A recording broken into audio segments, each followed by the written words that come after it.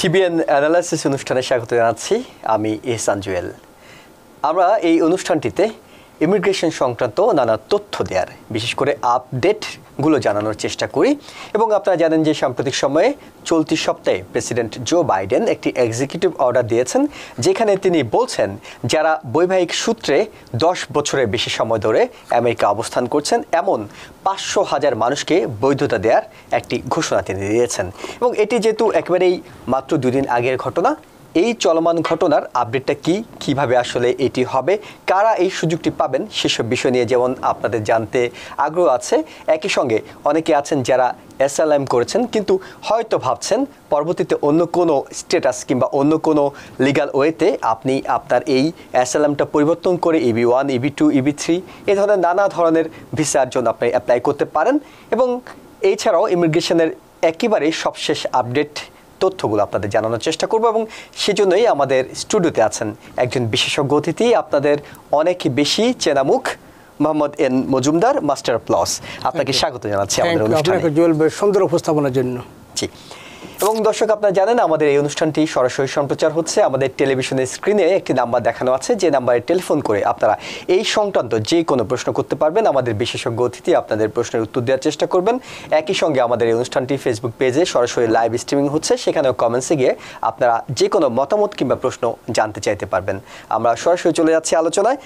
Mohammad N Majumdar ভাই, আপনার কাছে যেটি জানতে চাই সেটা হলো প্রেসিডেন্ট জো বাইডেন, তিনি এর আগে আমরা দেখেছি শরণার্থী ইস্যুতে তিনি বেশ কঠোর অবস্থান নিয়েছেন। বিশেষ করে এটা আসলে রাজনৈতিকভাবে বিভিন্ন অনেক দিন ধরে চলে আসছিল যে রিপাবলিকানদের একটি দাবি ছিল এবং বিভিন্ন মহল থেকে দাবি ছিল তিনি যাতে অবৈধ অনুপ্রবেশটা স্ট্রংলি আটকান। সেই জায়গায় তিনি কঠোর একটা ঘোষণা দিয়েছেন। কিন্তু মাত্র 2 দিন আগে আমরা দেখলাম এক্সিকিউটিভ অর্ডারে তিনি বলছেন কিছু শর্ত সাপেক্ষে যারা 10 বছর ধরে কোনো একজন সিটিজেনকে বিয়ে করে এইখানে ইলিগালি প্রবেশ করেছেন তাদেরকে তিনি প্রায় 500,000, হোয়াইট হাউসের তথ্য মতো তাদেরকে তিনি সুযোগ দিচ্ছেন, তাদের বৈধতা দিচ্ছেন। এই যে নতুন একটি বিষয়, এটা আসলে অনেকের কাছেই পুরো বিষয়টি পরিষ্কার নয়। আপনার কাছ থেকে একটু পরিষ্কার হতে চাই। থ্যাংক ইউ জুয়েল ভাই, সুন্দর বিষয়টা নিয়ে আসার জন্য। সো 18 জুন প্রেসিডেন্ট বাইডেন তার প্রেসিডেন্সিয়াল পাওয়ার যেটাকে বলা হয়, প্রেসিডেন্সিয়াল পাওয়ার বলে তিনি এক্সিকিউটিভ অর্ডার দিয়েছেন। এইটার প্রতিপাদ্য বিষয় হচ্ছে যুক্তরাষ্ট্রের সাধারণ রুল হচ্ছে যারা লিগ্যাল এন্ট্রি নিয়ে আসবে, তারা সিটিজেনকে বিয়ে করলে এরা যতদিন পরে কেস দাও তারা অ্যাডজাস্টমেন্ট স্ট্যাটাস পাবেন, অর্থাৎ গ্রিন কার্ড পাবেন।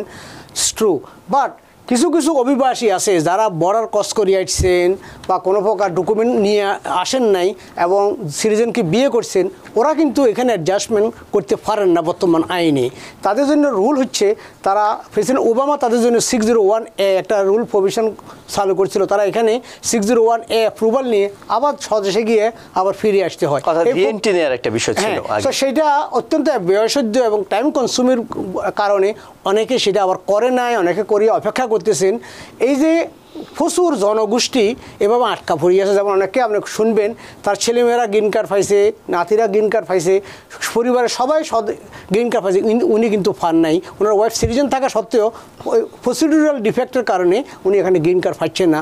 ওদেরকে রিলিফ দেওয়ার জন্যই এই লেজিসলেশনটা, এই এক্সিকিউটিভ অর্ডারটা উনি নিয়ে আসছেন। তবে 500,000 লোককে দিবে এমন কোনো কথা না, তারা এস্টিমেট করছে যে এই ধরনের লোকেশনকে এখানে 500,000 প্লাস তাদের সাথে আসা যারা যে সমস্ত ছেলেমেয়েগুলা তাদের সাথে করে বর্ডার ক্রস করে আসছে, তারাও এখানে ইলিগাল আছে এই পর্যায়ে, তাদেরকেও দেওয়া হয় এবং তাদের সংখ্যা অনুমান করা হচ্ছে আরও 50,000। সো 500,000 আরও 50,000 লোক বেনিফিট পাবে এই এক্সিকিউটিভ অর্ডার যদি কার্যকর করা সম্ভব হয়, বাস্তবায়ন করা সম্ভব হয়। এবং এতে আরও বলা হয়েছে এই জন্য প্রয়োজনীয় ফর্ম ডেভেলপ করতেছে, প্রসিডিউর লয়াররা হোয়াইট হাউসে লিখতেছেন এবং সামারের শেষেই এটা সেপ্টেম্বর প্রথম দিকে ইমপ্লিমেন্টেশন করার কথা। বাট রিপাবলিকান পার্টি, ট্রাম্প, তারা এটাকে চ্যালেঞ্জ করবে, যেটা যেহেতু এটা অনলি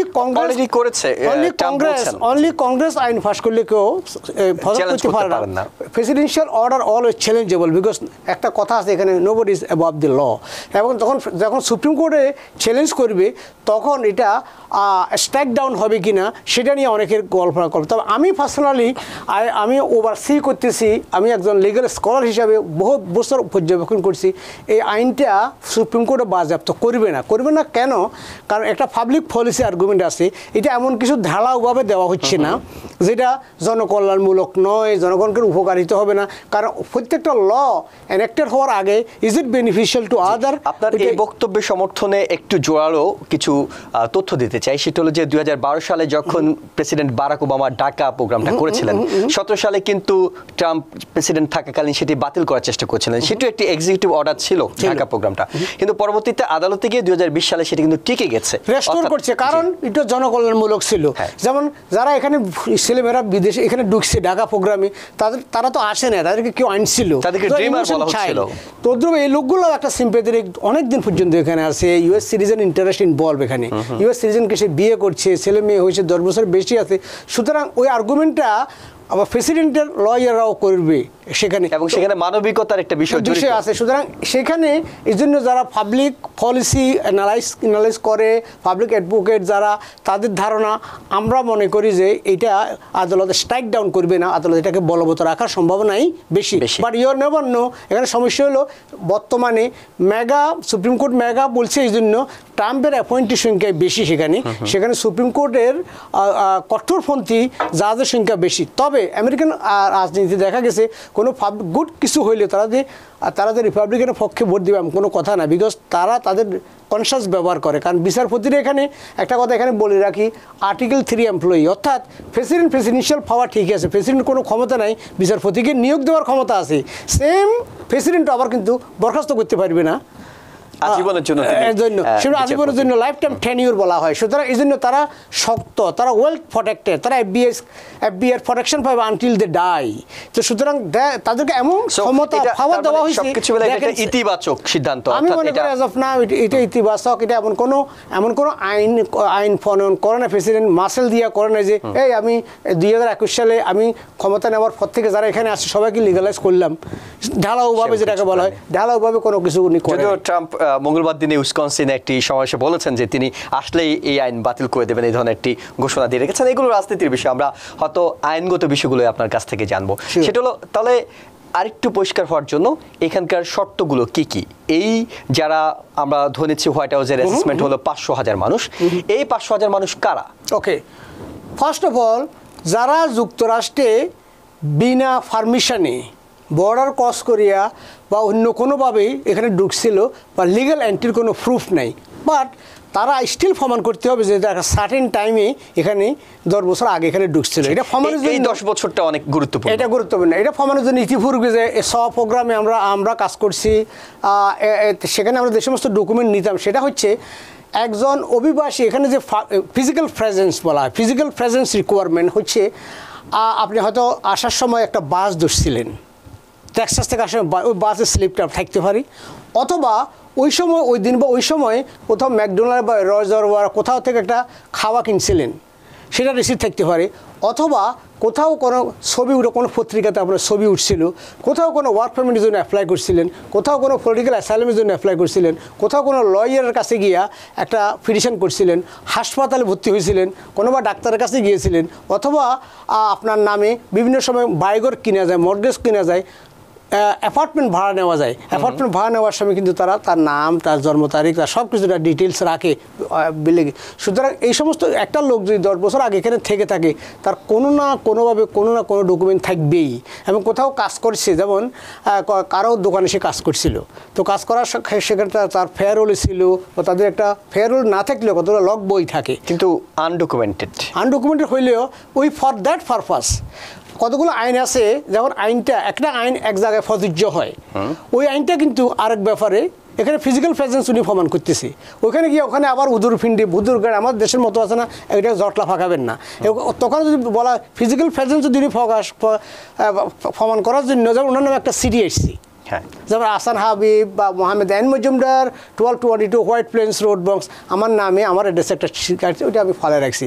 এই জন্য আমরা অলওয়েজ বলি কমিউনিকেশন, ডকুমেন্টেশন, যারা বিশেষ করে ইলিগাল এলিয়েন বা এখানে কাগজপত্র নাই, তারা এখানে যেদিন থেকে ঢুকছেন ওই দিন থেকে যত সিডিপত্র আপনার নামে আসে, কোনো ফার্নিচার আপনি কিনতেছেন, কোথাও কোনো ওয়েডিং পার্টিতে গিয়েছেন, ওখানে ছবি উঠে দিয়েছেন, কোনো কারণে পত্রিকাতে একটা উঠেছেন বা ইচ্ছা করে উঠাবেন, অনেকে বলেন যে ভাই আমি বাংলাদেশে এলডিপি করতাম, বাংলাদেশে বিএনপি করতাম।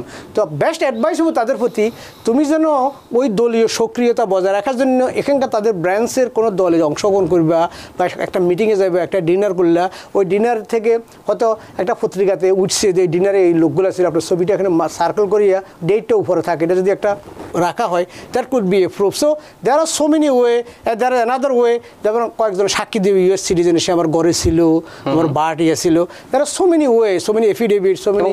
এখানে মনে হয় যেমন কোনো সার্চে কোনো মসজিদে মেম্বারশিপ ছিল, কোনো সার্চের মেম্বারশিপ ছিল, ওই অনেক জায়গায় আছে তারা ছবি রাখে।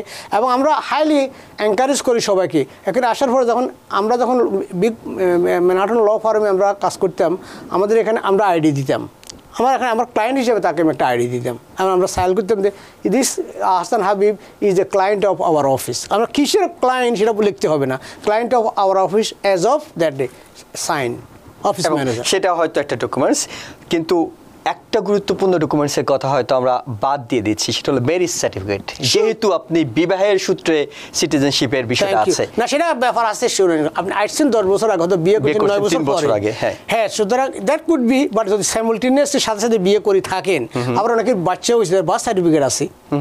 আবার সেখানে আরেকটা কথা এখানে আপনাকে বলি, ইমিগ্রেশন জিজ্ঞাসা করবে বাচ্চা হয়েছে, বিয়েও করছেন, এরপরে যে আর 5 বছর বাংলাদেশে গিয়ে আবার ফিরে আসেন নাই, ওই জন্য কন্টিনিউয়াস ফিজিক্যাল প্রেজেন্স রিকোয়ারমেন্টটা হবে, কন্টিনিউয়াস ফিজিক্যাল প্রেজেন্স। এটা এই আইনের আওতায় এখনও মানুষ গ্রিন কার্ড পাইতেছে। যেমন যারা 10 বছর এখানে আসে, যাদের ইউএস সিটিজেন বাচ্চা আছে, তারা ডিপোর্টেশনের সম্মুখীন হলে তাদেরকে cancellation of removal 212 cancellation removal approve হলে তারা গ্রিন কার্ড পায়। এরকম বহু কেস এখনও হইতেছে। তো সেটা রিকোয়ারমেন্টটা কি? রিকোয়ারমেন্টটা হচ্ছে সেম থিং, ইলিগালি আসছেন আর এখানে অ্যাডজাস্ট করা যাচ্ছে না, বাচ্চা হয়েছে, বাচ্চার বয়স হয়ে গেছে এখন 21 বছর, তখন বাচ্চাটাই হইতেছে না, দেন you file a 212 procedure. 212 procedure cancellation of removal because as an illegal alien you have been physically present last 10 years. So physically presence প্রমাণ করার জন্য কন্টিনিউয়াস প্রেজেন্সটার আরেকটা তথ্য হচ্ছে প্রতি বছর ট্যাক্স ফাইল করেন। ওকে, তার প্রতি বছর আমি আসি, হয়তো ট্যাক্স আপনি 10 টাকা দিলেন, কত টাকা ট্যাক্স দিয়েছেন বা পেয়েছেন সেটা কথা না, বা ট্যাক্স ডকুমেন্ট ট্রান্সক্রিপ্ট আছে, সেটা অনেক গুরুত্বপূর্ণ। ইন্টারনাল রেভিনিউ থেকে আপনি প্রিন্ট আউট নিতে পারবেন, হিজ হিয়ার। আপনার একটা বাচ্চা ভর্তি হয়েছে স্কুলে, সেখানে প্যারেন্টস হিসেবে আপনার নাম লেখা আছে, ওই নাম লেখা থাকাতে ওই প্রিন্ট আউটগুলোতে আসবে যে প্রত্যেকটা ইয়ারে স্কুল রিপোর্ট দেখা যাচ্ছে আহসান হাবিব, ছেলের স্ক্রিপ্ট আহসান হাবিব নামটা আসতেছে। So there are so many mechanism involve. But আমাদের সমস্যা হচ্ছে আমাদের অনেক লোক আছে খুবই গাফিলতি করেন, উদাসীনতা করি। যদি আপনি সিরিয়াস হন যে যেদিন আপনি ঢুকছেন এখান থেকে, আপনার মাথায় রাখতে হবে যে আমার মেইন ডিউটি হচ্ছে কীভাবে আমি লিগাল হইতে পারি।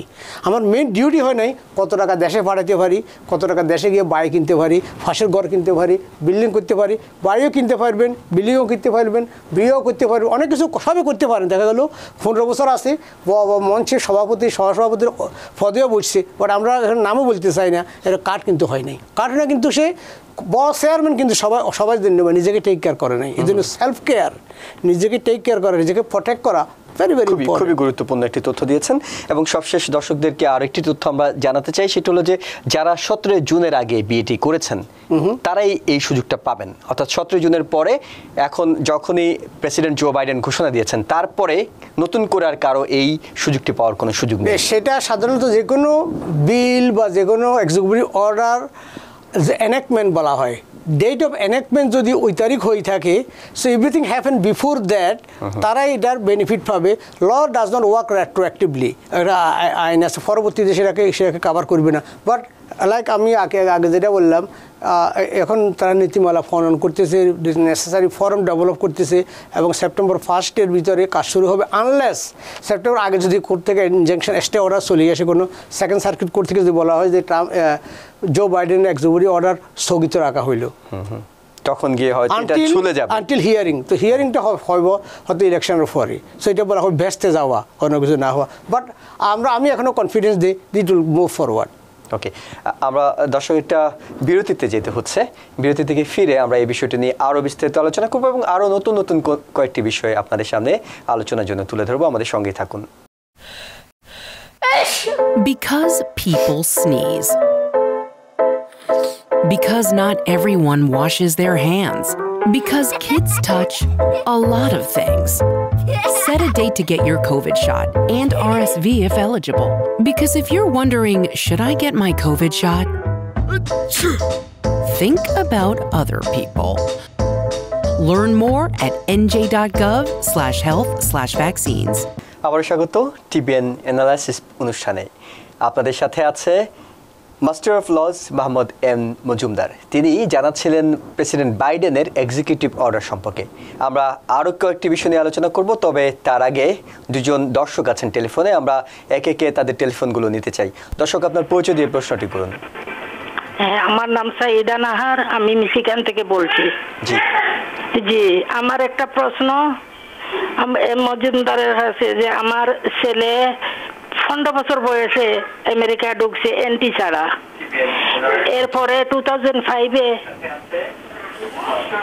ও বিয়ে করে একটা মেয়ে হয়েছিল, ও মারা গেছে 8 বছর বয়সে। এখন একটা মেয়ে আছে ওর, এবং ওর ফাইলিং আছে, মানে লয়ার করে ওরা ডিনাই করে দিছে যে ওর কোনো আসার ডকুমেন্ট নাই, মানে এখানে ঢুকার। এখন ওর ক্যাটাগরিটা কোন পর্যায়ে পড়বে আমি মজুমদারের কাছে জানতে চাই। থ্যাংক ইউ হাসান ভাই। এটা একটা অত্যন্ত গুরুত্বপূর্ণ কোশ্চেন। অত্যন্ত দুঃখিত আপনার ছেলে যে একটা শিশুকে হারিয়েছে এবং একটা শিশু আছে। তবে উনি যেহেতু বিনা এন্ট্রিতে প্রবেশ করেছেন এবং যেহেতু বিবাহ করেছেন, এখানে প্রেসিডেন্ট বাইডেনের নতুন এক্সিকিউটিভ অর্ডার আওতায় উনি এখানে গ্রিন কার্ড অ্যাপ্লিকেশন করতে পারবেন। তবে প্রক্রিয়াটা এখনও শুরু হয় না, প্রক্রিয়া শুরু হবে সেপ্টেম্বরের প্রথম দিকে। তবে এখানে আমি দর্শকদের উদ্দেশ্যে একটা বলতে থাকি, কারণ এই লোকটা যেহেতু লিগালি এন্ট্রি নাই, তারপরেও কেন সে গ্রিন কার্ড অ্যাপ্লিকেশন করাটাই ছিল রং। কারণ সেখানে অ্যাপ্লিকেশন ফি এখন 1440, আজকেও কিন্তু অ্যাপ্লিকেশন করতেছে মানুষ। কারণ মানুষ যখনই দেখে বলে, মানুষের একটা কমন ধারণা যে আমি এখানে আসি ইলিগাল, আমি সিটিজেন বিয়ে করলে গ্রিন কার্ড পাবো এখানে। That's not true. Always very very important. কোনো লয়ার কিন্তু এটা ফাইল করতো না। এটা বেশিরভাগ নন লয়ার, কারণ মিশিগান বা অন্যান্য স্টেটে আরও বাঙালি লয়ারের সংখ্যা অনেকেই কম। ইভেন কি ট্রেডিশনাল আমেরিকান অ্যাটর্নি যারা, এদের ভিতরে খুব কম সংখ্যক ইমিগ্রেশন ল প্র্যাকটিস করে। সো ইমিগ্রেশনের law is a very peculiar different than other traditional লয়ের মতো না। এটা ল চেঞ্জ হয় এবং এটা যারা এটা নিয়ে অলওয়েজ ইনভলভ, তারা এটা করতে পারে। এখানে দেখবেন অনেক লয়ার পাবেন যারা অ্যাডজাস্টমেন্ট অফ স্ট্যাটাস করে না, EB1, EB2, special visa, H1, H2B, EB3, প্রচুর সম্ভাবনা আছে। But you have to do the right thing at the right track. আরেকটা সমস্যার কথা আমি এখানে সিরিয়াসলি বলি, অলওয়েজ বলতেছি, যেমন আমাদের ল ফার্মে আসলো অনেকে, অনেকটা স্মার্ট লোক, বাংলাদেশে শিক্ষিত লোক আছে, ভদ্রলোক, ভালো লোক, সে অ্যাসাইলাম অ্যাপ্লিকেশন করছে, আমরা কতগুলো ফর্ম দিছি, আমরা সরল বিশ্বাসের সমস্ত ফর্ম ওনাকে দিয়ে দিছি। উনি ওই ফর্ম দেখি হয়তো আরেকজনের জন্য ফাইল করতেছে। বাট এটা মেডিকেল সায়েন্সের মতোই, যে মেডিসিনটা আপনার জন্য প্রযোজ্য, এটা অন্য প্রযোজ্য না। প্রত্যেকটা এতে হাজারো এন্ট্রি আছে, এখানে 11-12 পৃষ্ঠা আছে। প্রত্যেকটা ক্ষেত্রে কিন্তু এক একজনের জন্য ওই ইয়েস নো এবং এক্সপ্লেনেশনটা কিন্তু ভিন্ন হইতে হবে। সুতরাং লিগাল এন্ট্রির এক স্ট্যাটাস, ইলিগাল এন্ট্রির জন্য আরেক সুবিধা।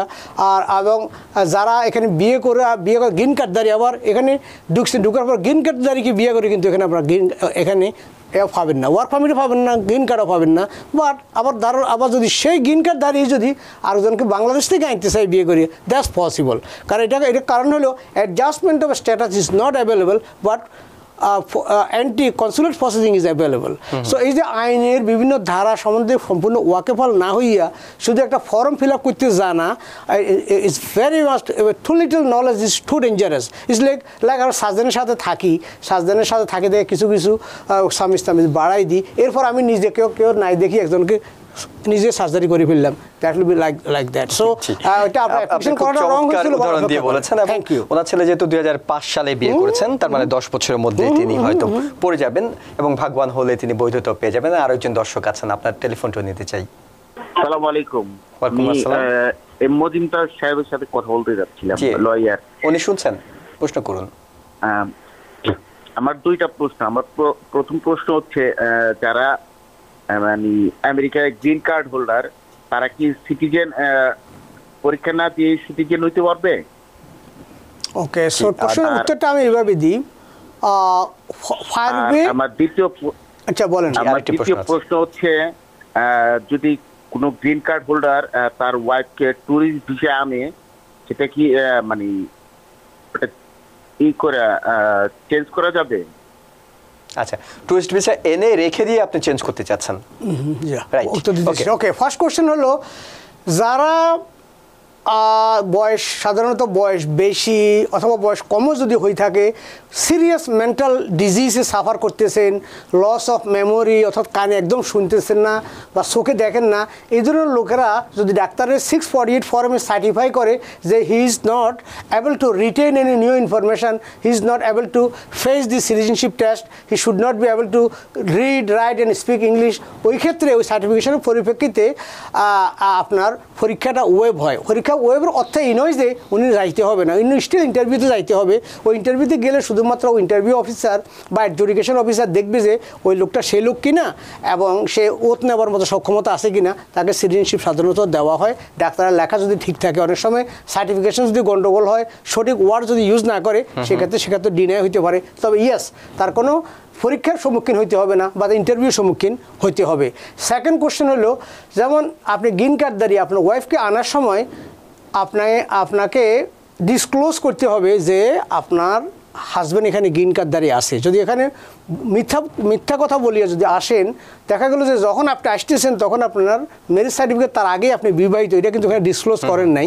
এই পদ্ধতিগত জটিলতার কারণে এটাকে বলে ম্যাটেরিয়াল মিসরিপ্রেজেন্টেশন, ফ্রড। এটাকে বলে fraudulently obtaining the entrance to the United States. এটাকে অনেক সময় 99 ইয়ার আজীবনের জন্য গিয়ে বাতিল করে। সুতরাং নাম্বার ওয়ান, সে সত্য কথা বলে আসতে হবে যে আমি ভিজিট ভিসা যাচ্ছি, তবে আমাদের বিয়ে হয়েছে, আমার হাজব্যান্ডও এখানে আসে। তাহলে এখানে আসার পরে কিন্তু গ্রিন কার্ড দ্বারা এখানে অ্যাডজাস্টমেন্ট এগেইন করতে পারবে না। উনি এখানে অপেক্ষা করতে হবে আনটিল তার হাজব্যান্ড সিটিজেন না হওয়া পর্যন্ত, অথবা ভিজিট করে উঠে আবার চলে যাবে, আবার অ্যাপ্লাই করলে আবার লিগেলি আসবে গ্রিন কার্ড দিয়েই, অথবা সিটিজেন হলে এখান থেকে অ্যাডজাস্টমেন্ট করা যায়। সুতরাং বেস্ট হবে যে কোনো স্টেপ নেওয়ার আগে $50 মেবি $100 নিয়ে আপনার পছন্দের লয়ের সাথে কথা বলেন, প্রসিডিওরটা আপনার কোনো একটা সিদ্ধান্ত নিয়ে কোনো একটা কাজ করে ফেলার পরে there is nothing to advise anymore, কারণ অ্যাডভাইস আর কী দিবে, আপনার তো damage is done. So important হলো আপনি ইয়েস, এখন প্রচুর ভিসা দিচ্ছে যাদের এখানে গ্রিন কার্ড অ্যাপ্লিকেশন পেন্ডিং আছে, কনসুলেট প্রসেসিং পেন্ডিং আছে, ভিসা পাইতে ইন্টারভিউ হয়তো অনেক দেরি হচ্ছে। ইন দ্য মিন টাইম প্রচুর লোকেরা এখানে আবার আসে তাদের ফ্যামিলির সাথে। ভিজিট ভিসায় তিনি আসতে পারবেন, কিন্তু তাকে অবশ্যই পুরো প্রসেসটা শেষ করার জন্য, যেহেতু গ্রিন কার্ড পেলে আবার ফেরত যেতে হবে 6 মাসের মধ্যেই, অর্থাৎ তাকে দেশে থেকেই এই প্রসেসটা কন্টিনিউ করতে হবে। আরো একজন দর্শক আছেন টেলিফোনে। দর্শক, আপনার টেলিফোনটা নিতে চাই। লাইনটি সম্ভবত কেটে গেছে। আমরা আলোচনায় ফিরছি, যেটি আমরা আলোচনা করছিলাম এবং দর্শকদের অনেকেও হয়তো এই প্রসঙ্গগুলো নিয়ে আসছেন। সেটা হলো, কেউ একজন চলে এলেন, তিনি এসে শুরুতে হয়তো খুব একটা তার জানাশোনা ছিল না, সহজ প্রক্রিয়া হিসেবে তিনি অ্যাসাইলামের জন্য আবেদন করলেন, কিন্তু পরবর্তীতে তিনি মনে করলেন যে তিনি অন্য কোনো ক্যাটাগরিতেও গ্রিন কার্ডের জন্য অ্যাপ্লাই করতে পারেন। তিনি EB1, EB2, EB3 নানা ধরনের ক্যাটাগরি আছে। এটি কি সম্ভব? ইট ডিপেন্ড। এই কথাটা আমি বেশি বলতে চাইছিলাম না, কিন্তু এখন বলিয়ে ফেলি। বিষয়টা হচ্ছে এরকম, যারা অ্যাসাইলাম অ্যাপ্লিকেশন পেন্ডিং থাকাকালীন EB3, বিশেষ করে প্রচুর EB3 এখন দেওয়া হচ্ছে এবং হচ্ছেও, কারণ বিগ মাল্টি ন্যাশনাল কোম্পানি, এখানকার লেবার শর্টেজ, ওগুলা EB3 হলো আনস্কিল এমপ্লয়ি, এবং যারা সাধারণ স্কিল এমপ্লয়ি, যেমন ক্ষেত খামারে কাজ করতে পারবে, রেস্টুরেন্টে কাজ করতে পারবে, ফার্মে ফানির লেবার সাপ্লাই দিতে পারবে, এদেরকে EB3 এমপ্লয়ি। আচ্ছা, এখন অ্যাসাইলাম যারা বর্ডার ক্রস করে আসছে, তারা কিন্তু অ্যাসাইলাম ফাইল করা পেন্ডিং থাকাকালীন EB3 যাইতে পারবে না, বিকজ তাদের লিগাল এন্ট্রি নাই। আবার যারা লিগাল এন্ট্রি আসার পরে অ্যাফরমেটিভ অ্যাসাইলাম ফাইল করছেন, তাদের কন্ডিশন হলো তাদের ভিজিট ভিসাটা ভ্যালিড থাকাকালীন, যেমন 6 মাসের ভিসা দেওয়া হয়েছে, ওই 6 মাসের ভিতরে যদি ফাইল করে থাকে তাহলে সে পারবে, একটা কন্ডিশন। আরেকটা কন্ডিশন হলো EB3টা চলাকালীন, EB3টা কমপ্লিট হতে 3 বছর থেকে 4 বছর সময় লাগে, অনেক সময় আরও বেশিও লাগে। ওই পুরো সময়টা কিন্তু আপনার অ্যাসাইলাম অ্যাপ্লিকেশন পেন্ডিং থাকতে হবে। দেখা গেল 2 বছরের মাথায়, কোনো ক্ষেত্রে 2 বছরের মাথায় ডাকি ফেলে অ্যাসাইলাম ডিনাই হয়ে গেল। অ্যাসাইলাম ডিনাই হয়ে গেলে আপনি অবৈধ হয়ে গেলেন। এখানে অবৈধ হয়ে গেলে অর্থাৎ স্ট্যাটাস বিহীন হয়ে যাচ্ছেন। সেই ক্ষেত্রে আপনার আর ওই EB3টার কন্টিনিউ করলেও আর এখানে গ্রিন কার্ড নিতে পারবেন না। সো ভেরি ভেরি ইম্পর্ট্যান্ট, এটা যেন আপনার অ্যাসাইলাম আছে। এখন যাই আমি আরেকটা, যেমন আর কোনো এক্সপিরিয়েন্স লয়ার কিন্তু ফাইল করবে না। এখন সমস্যা half of the application file করতেছে যারা নন লয়ার। এটা কোথাও ব্রুকলিনে, কোথাও ব্রঞ্জে, কোথাও কোনো এক জায়গায় যাই এসে করলে টিভিতে শুনলাম অ্যাসাইলাম থাকাকালীনও করা যায়। টিভিতে শুনছেন অ্যাসাইলাম থাকাকালীনও করা যায়, বাট নট এভরিবডি। ওকে, যারা বর্ডার ক্রস করে আসছেন তারা পারবেন না। যারা within the time visit visa বলবৎ থাকাকালে অ্যাসাইলাম ফাইল করেন নাই তারা পারবেন না। মোস্ট ইম্পর্টেন্টলি আপনার পুরা EB3 প্রক্রিয়া চলাকালীন সময় পর্যন্ত আপনার অ্যাসাইলামটা পেন্ডিং থাকতে হবে। কোর্ট থেকে যেন, অর্থাৎ প্রত্যেকটা দিন EB3 আপনার শেষ না হওয়া পর্যন্ত আপনাকে লিগ্যাল স্টে থাকতে হবে। অথবা যদি স্টুডেন্ট ভিসা মেনটেন করতে পারেন সেটাও একটা স্ট্যাটাস। যেমন 5 বছর পর্যন্ত স্টুডেন্ট ভিসা আপনি 2টা ডিগ্রি MBA নিতেছেন, in the meantime EB3 ডাকি ফেলছি। আবার এখানে একটা কথা বলি, EB3 বিগ ম্যাটার কিন্তু। যেমন দেখা গেল একটা আনস্কিল এমপ্লয়ি, একটা মুদি দোকানদার আছে আপনার, আর ছোটো একটা রেস্টুরেন্ট কয়েকটার মালিক আছেন, আপনি ঠিকমতো ট্যাক্স পে করেন নাই। প্রিভেলিং ওয়েজের বাংলা শব্দ হলো চলমান বেতন। আপনি মানুষের বেতন দিতেছেন কিরকম, $300 বেতন। $300 কিন্তু এখন বেতন নাই, কিন্তু এখন মিনিমাম বেতন হলো $600। সো $300 বেতন আর $300 উনি টিপস পায়, এভাবে চলছে। কিন্তু লেবার ডিপার্টমেন্ট এটা অ্যাকসেপ্ট করবে না। ওই কারণে ওরা কিন্তু কোয়ালিফাইড না কাউকে স্পন্সর করার জন্য। তারা কি করে, ওদেরকে ওই নেওয়ার সময়ও যাচাই বাছাই করে নিতে হবে যে ভালো স্পন্সর। এটাকে বলে তোমাকে স্পন্সর করবো বলিয়ে তাকে হাফ বেতনে কাজ করালে 6 বছর, এরপরে উনি বেতনও পায় নাই, ওই গ্রিন কার্ডও পায় নাই। ওই অ্যাগেন এটাকে ঘুরে ফিরে বলা হয় আমও গেলো সালাও গেলো। এরপর তাকে আপনি গুলি করে মারতে পারবেন না, কথা বলতে পারবেন যে লোকটা খারাপ বলে বেড়াইতেছেন। এবার আপনিও তো অ্যাওয়ার হওয়া উচিত ছিল, জানা উচিত ছিল। আপনি এখানে $10,000 লস করতেছেন, কিন্তু কারো অ্যাডভাইস নেন নাই যে ভাই তুমি দেখো এখান থেকে আমি স্পন্সর নিলে আমার গ্রিন কার্ড হবে কিনা, এটা অ্যাডভাইস নেন নাই। অনেক সময় লোকেরা আসে অনেক হ্যান্ডসাম, মানে স্ট্রং মানুষ, কিন্তু কোনো অ্যাডভাইস কেউকে না নিয়ে নিজে এগুলো প্রতারিত হয়ে গেছে, টাকাও দিছে, তাকে পার্টনারশিপও হয়ে গেছে, কারণ সে গ্রিন কার্ড দিবে বলছে। এটা সে যে লোকে তোমার টাকা না ব্যবসায় চালাতে পারছে না, সে তোমাকে স্পন্সর কীভাবে করবে? একটু পরিষ্কার হয়ে আপনার কাছে, আপনি বলছিলেন যারা ভিজিট ভিসায় এসেছে তারা 6 মাস লিগ্যাল স্টে করার সুযোগ আছে। এই 6 মাসের মধ্যে তিনি অ্যাসাইলাম ক্লেম করেছেন, অ্যাফার্মেটিভ অ্যাসাইলামের জন্য আবেদন করেছেন। আবেদন করলে তিনি কি এই 6 মাসের মধ্যে আবার EB3 জন্য আবেদন করতে হবে, নাকি এরপরে তিনি যতদিন অ্যাফার্মেটিভ অ্যাসাইলামটা তার বৈধভাবে চলমান আছে তার মধ্যে যে কোনো সময় EB3 জন্য করলেই হবে? Because people sneeze. Because not everyone washes their hands.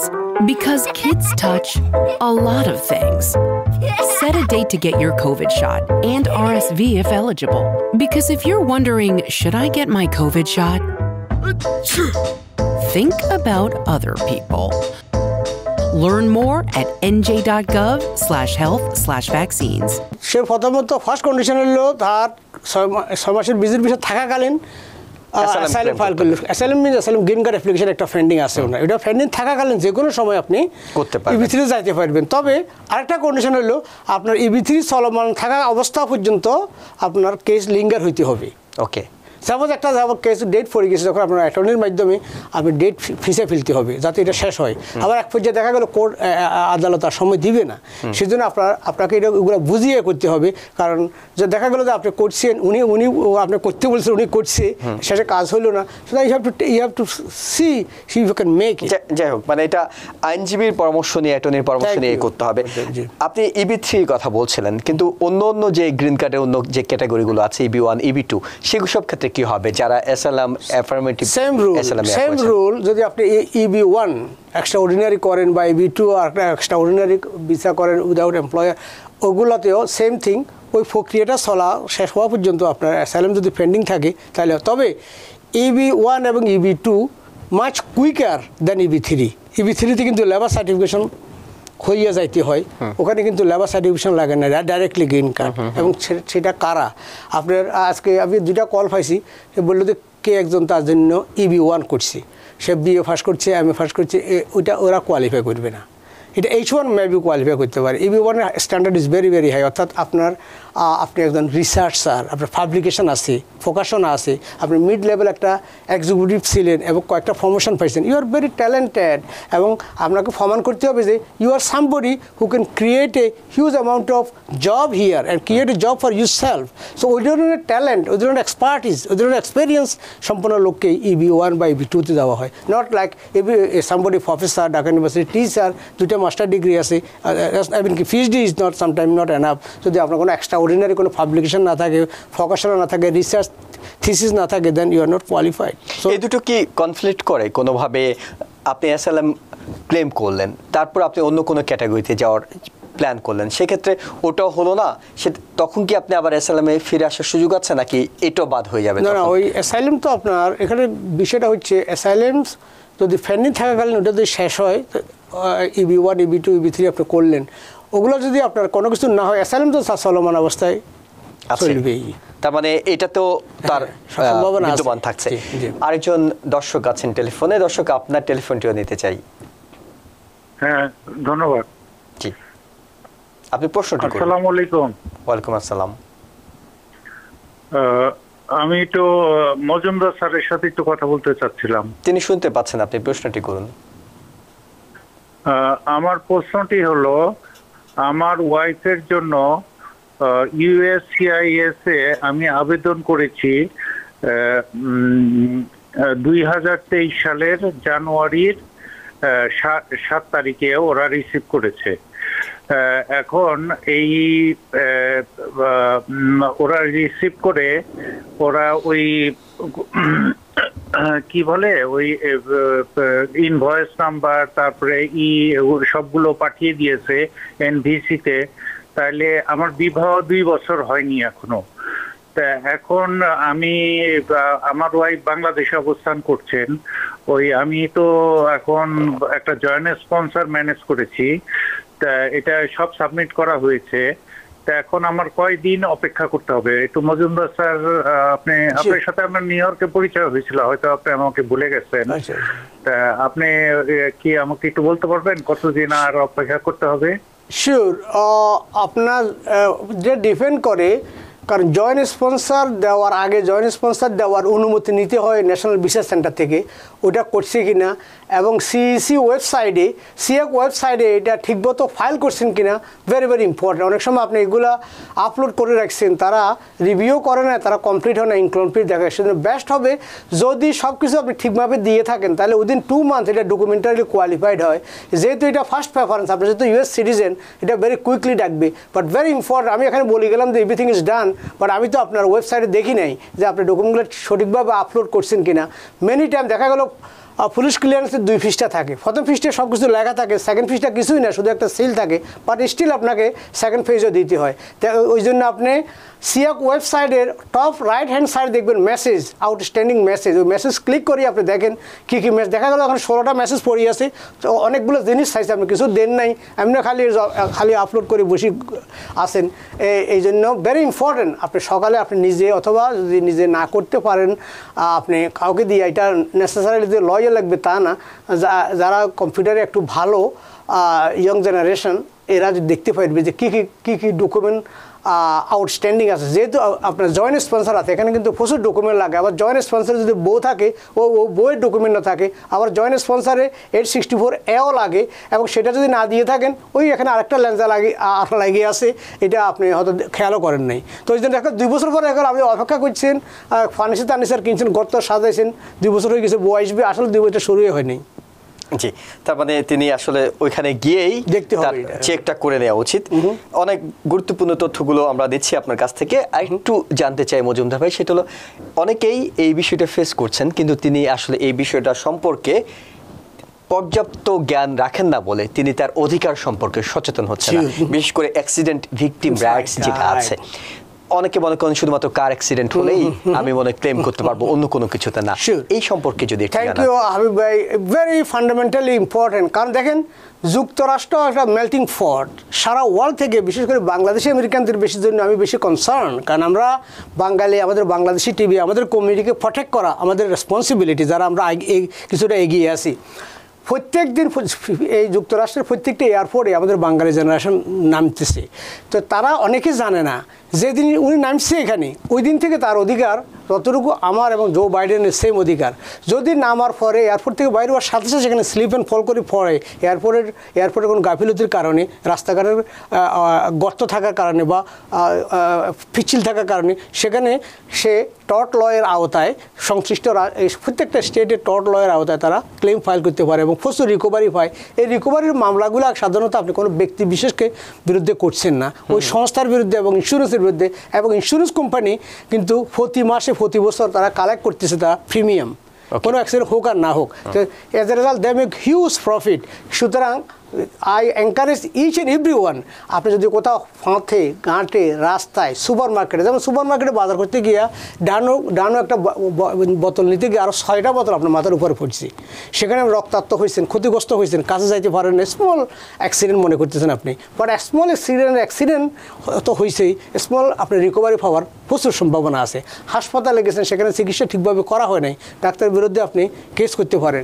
যেমন আপনি পার্কে আপনার ছেলেরা খেলতে গিয়েছিল, যে খেলনা এটা লুজ ছিল, ও খেলনাটা ছিঁড়ে পড়ে গিয়া বাচ্চা সেখানে আঘাতপ্রাপ্ত হয়েছে।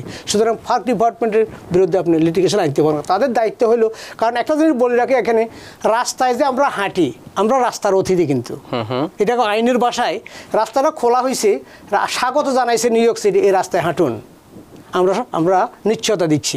সুতরাং রাস্তার পরিষ্কার করার দায়িত্ব, রাস্তাকে গর্তমুক্ত রাস্তা রাখার দায়িত্ব, পিচ্ছিল মুক্ত রাখার দায়িত্ব কার? ইনকিপার এবং মালিক, ল্যান্ডলর্ড। যারা ল্যান্ডলর্ড বলতে এখানে নিউ ইয়র্ক সিটি, তাদের রেসপন্সিবিলিটি সিটি স্টেটকে ক্লিন রাখা। আচ্ছা, আর আপনার যদি একটা প্রাইভেট বাড়ি থাকে, বাড়ির সামনে একটা প্রপার্টি লাইন থাকে, ওই প্রপার্টি লাইন পর্যন্ত দৈনিক পরিষ্কার পরিচ্ছন্ন রাখা, গর্তমুক্ত রাখা, কাঁচরা মুক্ত রাখা, ফ্রি অফ অকুপেন্সি রাখা, এটা আপনার দায়িত্ব। যদি আপনি না করেন, তাহলে সেখানে যদি ফতোসারি পড়ে, ফতোসারি আপনাকে সু করতে পারে, এবং সে সু করলে অনেক সময় মনে করে আমি এখানে পড়ছি, ওই মালিক আমার কী বলবে। না, ওই মালিকের ওই জায়গাটা প্রটেক্টেড বাড়িয়ে যা 7 লাখ টাকার বাড়ি হলে 7 লাখ টাকার ইন্স্যুরেন্স কাভারেজ সেখানে রাখতে ম্যান্ডেটরি, ইন্স্যুরেন্স কোম্পানি পে করবে। সুতরাং আমি এখানে এনকারেজ করতেছি যে ভুয়া কতগুলো কেস দিবেন। আমি আপনার কাছে এই প্রশ্নটি করতাম যে একজন আইনজীবী হিসেবে নিশ্চয়ই আপনি দর্শকদের এই তথ্যটাও জানাবেন যে আপনি যদি মিথ্যে অভিযোগ করেন তাহলে আসলে বিষয়টা কি? Insurance fraud is a serious crime. You could handcuff, and there are many cases like that. শুধু আপনি একটা বানোয়ার একটা কেস করলেন, বাট আমি তথ্য দিচ্ছি যে you have a lots of right. যেমন ইনভাইটি, যেমন আপনার একজনের বাসায় আপনি গেলেন, উনি আসান ভাইয়ের একটা অনুষ্ঠান হচ্ছে, ছেলের বার্থডে বা কোনো, আমাদের সবাইকে দাওয়াত দিছি, তো ওনার দায়িত্ব হলো ওনার এই বাসার চারিপাশের সামনে পরিষ্কার পরিচ্ছন্ন সচ্ছল রাখা। সেখানে আর এক গেস্ট আসি কলার সোয়া বা চা পানি রাখি দিছি, আরেকজন 90 বছরের অতিথি আসিয়া সেখানে পড়ে গেল, সেই সে আপনার অতিথি এসে গেছিলো, আপনার বেড়াইতে খাইতে গেছিলো, সেও কিন্তু আপনাকে সু করতে পারবে গেস্ট স্ট্যাচুতে, এবং you have to pay for it, এবং who is paying it? The home owner. So আমি তথ্য দিচ্ছি এই জন্য যে আপনাদের প্রচুর অধিকার আছে। কাজ করতে বসছেন, এরকম কাজে বসছেন, আপনার এমপ্লয়ার একটা চেয়ার দিয়েছে, কিন্তু চেয়ার এটা ডিফেক্টিভ চেয়ারের কারণে এখান থেকে ফরিয়ে আপনি আঘাতপ্রাপ্ত হয়েছেন, দেন ওয়ার্কার কম্পেনসেশন নানা ওয়েতে কোনোভাবে যদি আপনি ক্ষতিগ্রস্ত হয়েছেন বলে মনে করেন, বঞ্চিত হয়েছেন মনে করেন, ডিপ্রাইভ হয়েছেন মনে করেন, তাহলে আপনি আদালতে আইনের ক্ষতিপূরণের জন্য, আদালত শব্দের আগে এটা বলি, most of the time 90% time আদালত যাইতে হয় না। যখন আপনার অ্যাটর্নি যখন ক্লেম ফাইল করে, অন্য পক্ষের নেগোসিয়েশন করে। আবার একটা কথা বলি, যেমন আপনার গাড়িতে আমার বললেন যে আপনার একটা রাইড দিচ্ছেন, আসেন আপনার নামাই দিয়ে আসি, ফটো অ্যাক্সিডেন্ট হয়েছে, সেক্ষেত্রে আমি যদি ক্ষতিগ্রস্ত হই, স্টিল আই ক্যান সু ইউ। তাদের এখানে অজুহাত না যে ভাই শরমের উনি আমাকে নামাই দিতে চাইছিল, কারণ উনি দিবে না, because I am protected, this car is insured. ওইটা মাথায় রাখতে হবে যে car is insured, house is insured, park is insured, street is insured, everything is insured করা হয়েছে। শুনে ভয়ে কেউ দাওয়াত দেওয়া বন্ধ করার দরকার নেই, গাড়িতে লিফট দেওয়া বন্ধ করার দরকার নেই, কারণ এই ক্ষতিপূরণটা দেবে insurance company. But keep it clean, keep it nice, keep it safe, কারণ সেফ রাখার দায়িত্ব আমাদের নাগরিক দায়িত্বের অংশ হিসেবে পড়ে। আমরা একেবারেই শেষ মুহূর্তে আছি, আপনি যদি ভিসা সংক্রান্ত আর কোনো তথ্য জানিয়ে শেষ করতে চান। সর্বশেষ কথা বলবো, যারা অ্যাসাইলাম পেন্ডিং থাকাকালীন আবার EB-3-তে যাচ্ছেন, EB-3 is very expensive procedure, সেখানে দুটো জিনিস খেয়াল করবেন। একটা হলো আপনার জন্য এটা মেক সেন্স করে কিনা। দেখা গেলো আপনার মামলা 2 বছর হয়ে গেছে, 3য় বছর তো আপনাকে ডাকিয়ে ফেলবে। এখন যদি আপনি EB-3-তে যান, EB-3 কিছু শুরু হওয়ার আগে আবার এটা কেস শেষ হয়ে গেছে, 3 বছর তাহলে আপনার হয় না। বিগিনিং থেকে এটা প্ল্যান নিতে হবে, planning from the beginning. Second, আপনার যদি লিগাল এন্ট্রি না থেকে থাকে, তাহলে আপনি এখানে যাবেন না। আবার বিয়ে করে প্রত্যাশা করবেন না যে এখানে গ্রিন কার্ড পাবেন। যদি বিয়ে সাধারণ স্বাভাবিক বিয়ে করেন ভালোবাসায়, যে আমার কার্ড হোক আর না হোক আমি বিয়ে করছি, বাচ্চা হবে, থাকবো এখানে, দ্যাটস ফাইন। বাট ওই প্রত্যাশা যদি করেন যে এখানে বিয়ে করলাম, কালকে যাই আবার 2,000 4,500 খরচ করে অ্যাপ্লিকেশন ফাইল করলেন, আপনার ডিফেক্টিভ অ্যাপ্লিকেশন ফাইল করলে এখানে আরেকটা অসুবিধা, অ্যাপ্লিকেশন ফাইল করে তারা রিসিপ্ট দিবেই। রিসিপ্ট মানে টাকা ফাইসে যে রিসিপ্ট। এখন এটা ফাইলে বললেন তো আমার কেস নিল কেন? না, ওখানে লেখায় থাকে আপনি দিলে আমি নিব, তবে কোনো গ্যারান্টি নেই আপনার টাকা ফেরত পাইবেন না, এবং ভুয়া তথ্য দিলে আপনার $1 লক্ষ জরিমানা হবে, এটাও কিন্তু ফর্মে লেখা আছে। জি, অনেক ধন্যবাদ মোহাম্মদ এন মজুমদার ভাই, আপনি অনেকগুলো গুরুত্বপূর্ণ তথ্য দিয়েছেন। দর্শক যারা জো বাইডেনের এক্সিকিউটিভ অর্ডার নিয়ে কোনো রকম সংশয় ছিলেন, তারা নিশ্চয়ই অনেক কিছু আপনাদের কাছে পরিষ্কার হয়ে এসেছে। এবং আরও একটি বিষয় আপনাদেরকে মোহাম্মদ এন মজুমদার জানাচ্ছিলেন যে যারা SLM এর আবেদন করেছেন তাদের হাতেও কিন্তু এখনও অনেক অপশন রয়েছে। আপনারা যেটির জন্য নিজেকে উপযুক্ত মনে করেন, পরিস্থিতি আপনাকে সাপোর্ট দেয়, আপনারা সেখানে যেতে পারবেন, সেই অপশনগুলো রয়েছে। ভালো থাকবেন। নিশ্চয়ই আগামী দিনেও নতুন কোনো অতিথির সঙ্গে দেখা হবে একই সময়। অনেক ধন্যবাদ আমাদের সঙ্গে থাকার জন্য। TBN 24 টেলিভিশন দেখতে আজই কল করুন 7187776556। লগ ইন করুন www.totalcablebd.com। নিউ ইয়র্ক থেকে সম্প্রচারিত TBN 24 টেলিভিশন বিশ্বজুড়ে বাঙালির কণ্ঠস্বর।